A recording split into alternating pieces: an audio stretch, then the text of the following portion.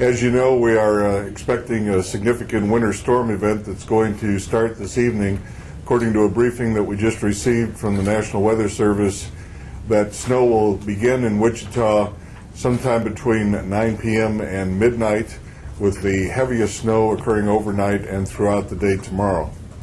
At this point, predictions are still for something in the range of 6 to 9 inches of snowfall. The good news, a couple of items. Number one, the wind will not be a major factor during the snow event itself.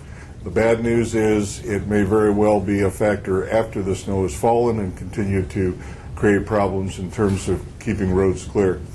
Second thing is, the current forecast is for this to basically be an entirely all snow event, so that's good news for us. We have had our supplies of salt sand stretched by recent snow events. Specifically, this weekend's event took us from a 50% inventory level down to about a 32 or 33% level.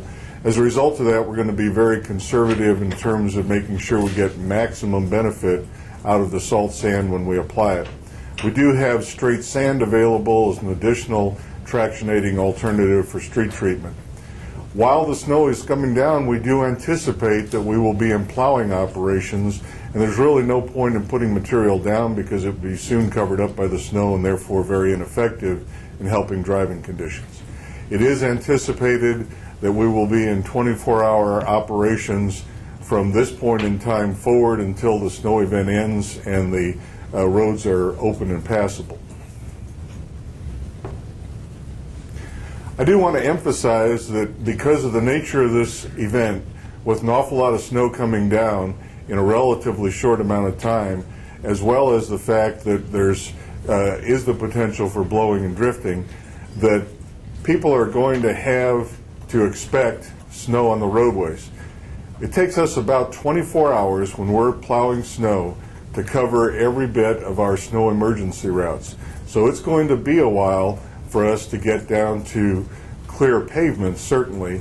So we do ask motorists to cooperation in driving conditions as they evolve.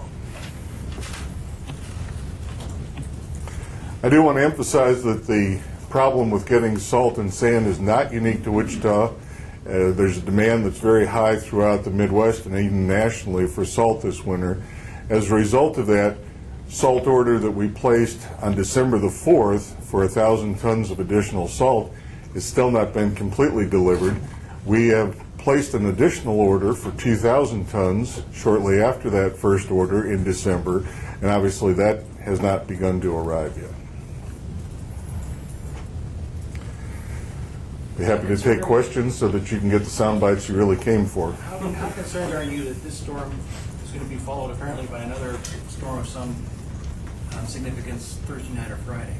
National Weather Service has advised us in a briefing this afternoon that the second potential storm event this week is not very well defined, and it's not very clear, first of all, whether or not it will happen, and if it does, they don't have any estimates yet in terms of magnitude. So round number one, or the snow that's going to be starting this evening, they have seen for a number of days coming. It's very clear that we're going to get a significant snow event.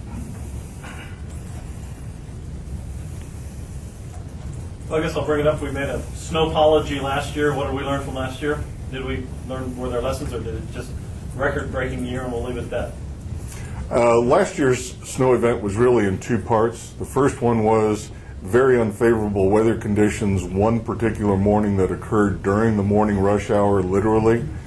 The second thing is, at the end of February, we ended up breaking 5 different records in 7 days, so that was a very significant snow event in and of itself.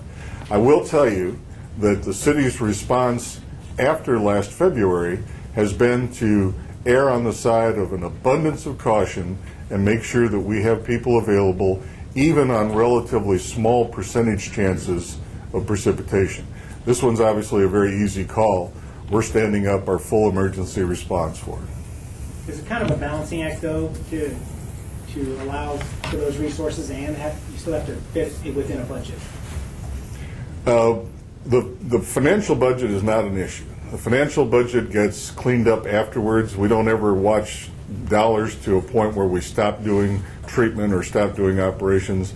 There is absolutely a financial cost because the money that pays for the additional snow and ice response usually ultimately comes out of the maintenance money that would otherwise be available to help with pavement preservation.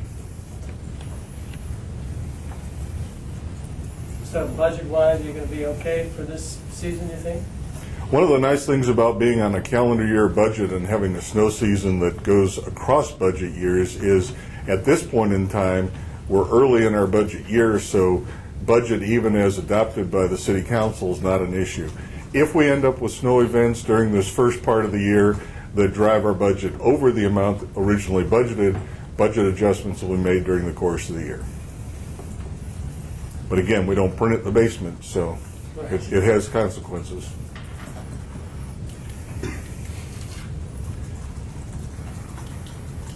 At 32% of salt, is that a concern for you guys if there's more storms coming? The 32% is lower than we'd like to be. That's why starting December 4th, we placed orders for additional salt and sand. We also have a contract with one company. We approached two others that we're able to provide a limited amount of salt during the course of the last 6 weeks or so. But again, because this is a problem that everybody is facing, there's orders that are placed and then an ability of the mines to produce salt, and that basically rations the material to everybody that's requesting it. Our salt supply levels at this point for this particular storm event, especially now that it's expected to start as snow and stay snow, it's not that big of an issue because we would be plowing anyway until we could get the snow plowed out of the way and not putting down material just to have it covered by snow. So in a way, it's a break for the city that it's starting out as snow and you're not having to stretch that are already stretched. I think it's a break, obviously, for motorists, and it's also beneficial to the city not to have a wintry mix first and then transition to snow. The sooner we can get to snow, the more manageable it will be for us, and the more friendly it will be to the commuters also. I guess how concerned are you with the next couple of nights are supposed to be some pretty cold temperatures with once you guys get stuff cleared, stuff freezing up and becoming slick? Is that kind of a hazard that you guys will have to approach in the next couple of days? As we move through the snow event and get on the other side of the event on Wednesday, we're going to have to face a combination of the wind speeds that are expected to increase, potentially creating blowing and drifting. And if we get clear weather and we get some daytime melting, then refreeze at night will be an issue. What we'll probably end up doing on refreeze is treating troubled spots, and that takes a lot less material than obviously treating all of the snow emergency lanes.